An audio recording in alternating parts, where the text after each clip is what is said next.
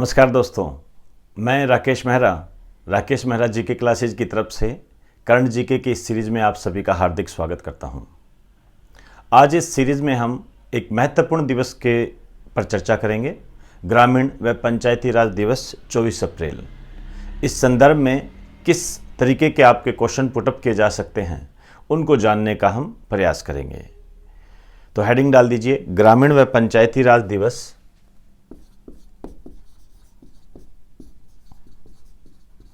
ग्रामीण व पंचायती राज दिवस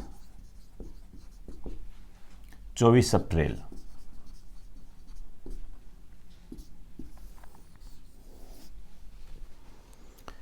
दोस्तों, इस दिवस की जब हम चर्चा करते हैं तो यदि हम भारतीय संविधान की तरफ देखें तो नीति निर्देशक तत्वों में एक आर्टिकल 40 होता है, सबसे इंपॉर्टेंट होता है।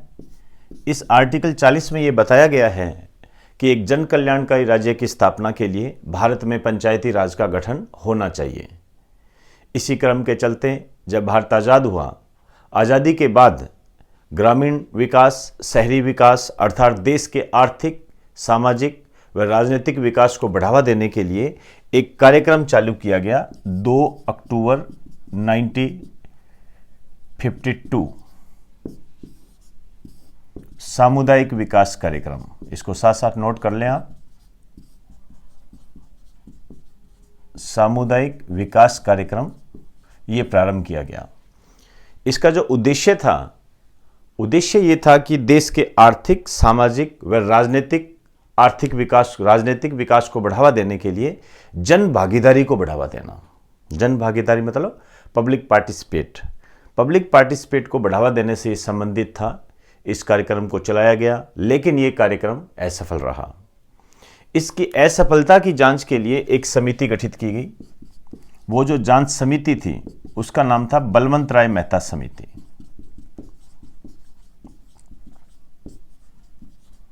बलवंत राय मेहता समिति।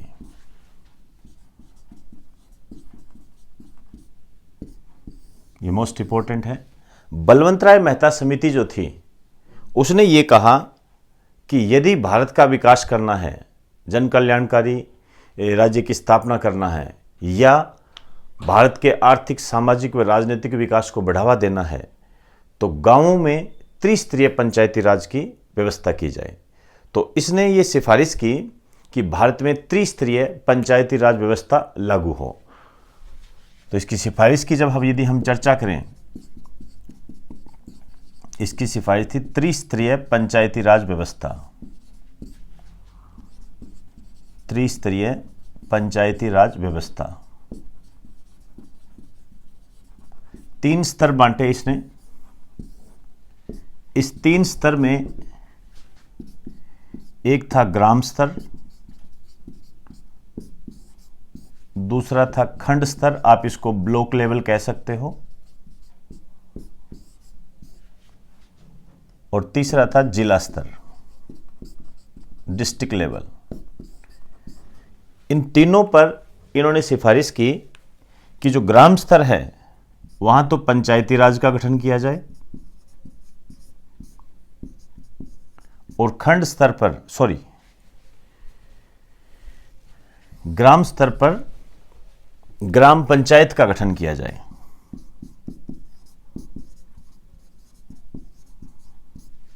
और खंड स्तर पर पंचायत समिति का गठन किया जाए और जिला स्तर पर जिला परिषद का गठन किया जाए। ये बातें कही इन्होंने।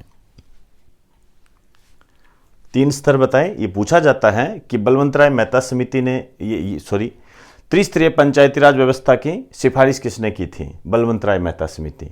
तो ये जो इन्होंने कहा कि ग्राम स्तर पर ग्राम पंचायत लागू की जाए, खंड स्तर पर पंचायत समिति हो और जिला स्तर पर जिला परिषद हो, ये सारी जो सिफारिशें हैं ये लागू हुई 2 अक्टूबर 1956 को। एक बार इसका स्क्रीनशॉट ले लीजिए।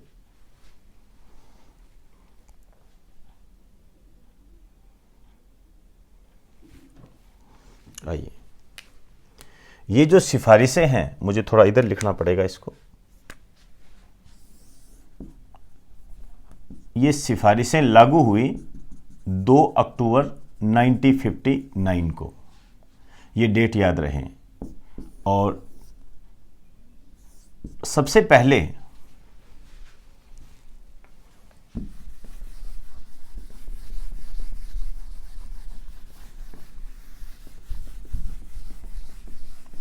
आप उसके नीचे लिखना, त्रिस्तरीय पंचायती राज व्यवस्था की जो सिफारिश है ये लागू हुई 2 अक्टूबर 1959 को। स्थान था नागौर, राजस्थान।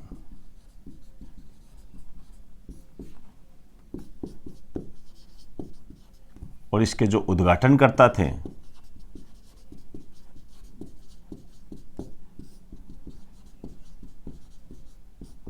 ये थे जवाहरलाल नेहरू। जवाहरलाल नेहरू। और जो दूसरा राज्य था ये था आंध्र प्रदेश। यहां पर 11 अक्टूबर 1959 को लागू हुआ था। ध्यान रहे ये दोनों चीजें पूछे जाती है। वर्तमान में मैंने ऐसे पेपर देखे हैं जिसमें यह कहा गया है कि पहले दो कौन से राज्य थे जिसमें पंचायती राज को लागू किया गया, राजस्थान और आंध्र प्रदेश। अब देखिए यहां पर इसे संवैधानिक दर्जा नहीं मिला था, हालांकि इसके विकास के लिए इसके बाद कई समितियां गठित की गई। जैसे यदि हम अन्य समितियों की बात करें तो एक समिति आई थी सादिक अली अध्ययन दल।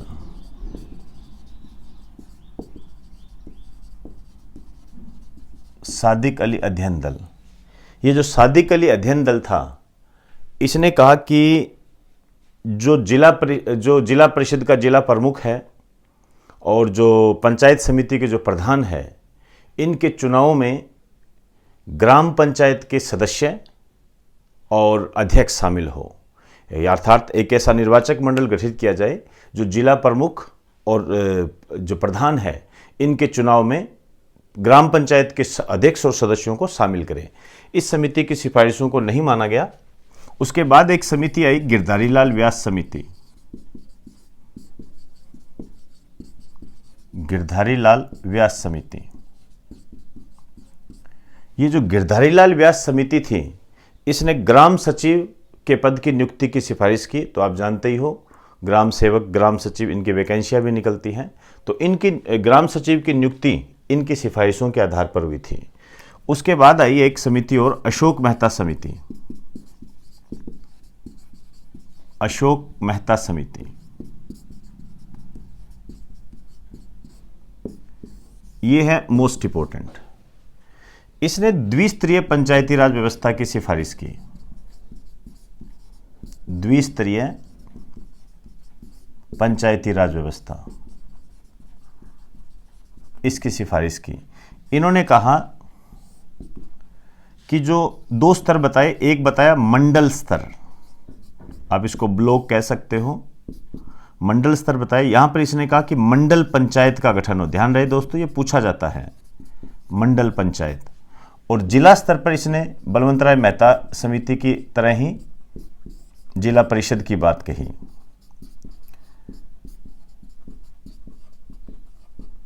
ये अशोक मेहता समिति थी, मोस्ट इंपोर्टेंट है।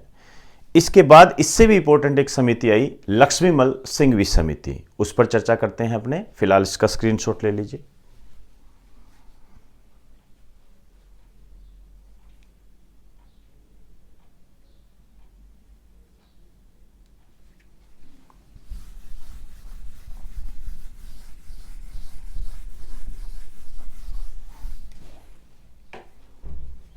लिखिए लक्ष्मीमल सिंघवी, आप कह सकते हो LM सिंघवी समिति।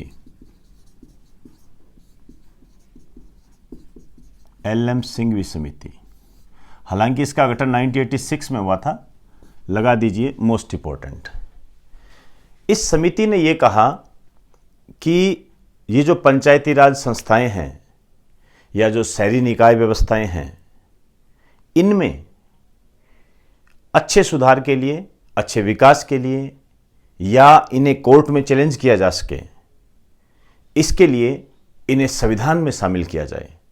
अर्थात पंचायती राज संस्थाओं और शहरी निकाय व्यवस्थाओं को संवैधानिक दर्जा देने की सिफारिश की। तो एक लाइन लिख दीजिए, इस समिति ने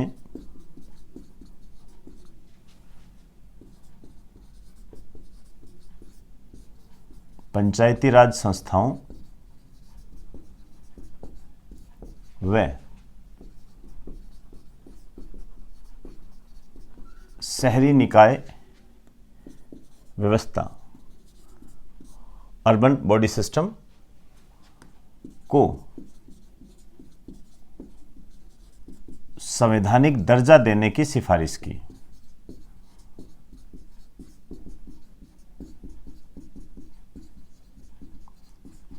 ये आपके लिए काम की बातें हैं, ध्यान रहे। अब देखिए, संवैधानिक दर्जा देना होगा तो संविधान में संशोधन करना होगा, तो उसके तहत फिर अनुसूचियां जोड़ी गई, भाग जोड़े गए और आर्टिकल्स आए। उन पर चर्चा करते हैं। इधर जगह छोड़ना आप। पंचायती राज को संवैधानिक दर्जा,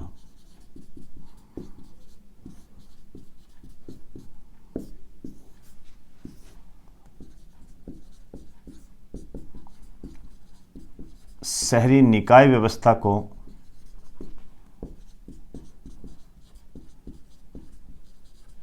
संवैधानिक दर्जा, कॉन्स्टिट्यूशनल स्टेटस बोलते हैं संवैधानिक दर्जे को।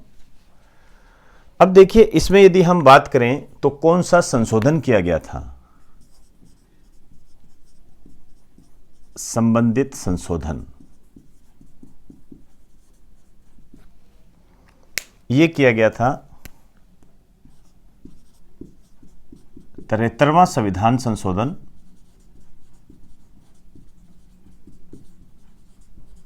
1992, और इसके लिए किया गया था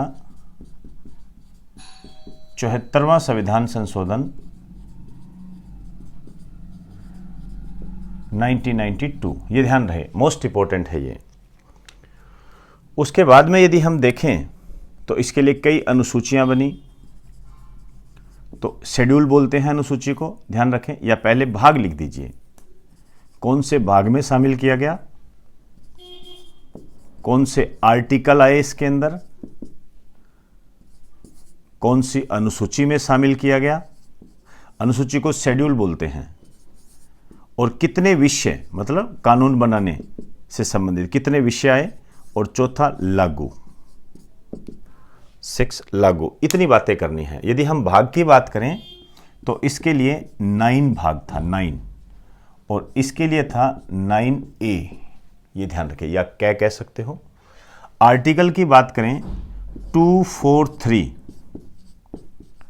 कैसे अन तक, ये आप समझते हो, कैसे अन तक, और 243 इसमें तय से अक्षय क्षत्रिय तक किया गया। यहां पर आप ध्यान रखें, यदि आप सेंट्रल गवर्नमेंट की तैयारी करते हैं तो आपके लिए इतना सफिशिएंट है, 243 और 243। लेकिन यदि आप स्टेट गवर्नमेंट की तैयारी करते हो, जैसे राजस्थान की तैयारी करते हो, तो आपको ये सारे आर्टिकल पढ़ने पड़ेंगे, जानने पड़ेंगे। अब देखिए, ये जो अनुसूची है, अनुसूची, इसके अंदर 11वीं अनुसूची जोड़ी गई और इसके अंदर 12वीं अनुसूची जोड़ी गई। विषय 29 और इसमें 18 ये लागू हुई 24 अप्रैल 1993 को, और ये लागू हुआ 1 जून 1993 को। तो 24 अप्रैल 1993 को लागू हुआ। इसी कारण से 24 अप्रैल को ग्रामीण व पंचायती राज दिवस मनाया जाता है। ग्रामीण व पंचायती राज दिवस मनाया जाता है।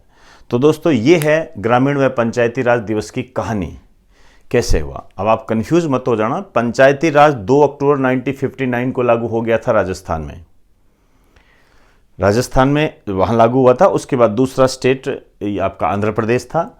और ये जो हम 24 अप्रैल को जो भी हम ग्रामीण व पंचायती राज दिवस की बात करते हैं, वो हम इसलिए मनाते हैं क्योंकि 24 अप्रैल 1993 को 73वें संविधान संशोधन 1992 के तहत संवैधानिक दर्जा मिला था।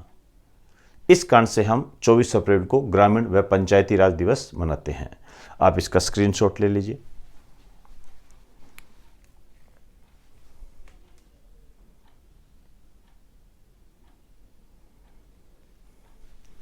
तो दोस्तों, आज हमने इस दिवस के बारे में महत्वपूर्ण चर्चा की। यह आपके एग्जाम की दृष्टि से काफ़ी महत्वपूर्ण है। आप पुराने पेपर उठा के देखोगे तो इनकी झलकियां आपको वहाँ पर मिलेगी। तो इन्हीं शब्दों के साथ इस सीरीज को मैं यहीं समाप्त करता हूँ। इसको आप ज़्यादा से ज़्यादा सब्सक्राइब करें, लाइक करें और शेयर करें। धन्यवाद।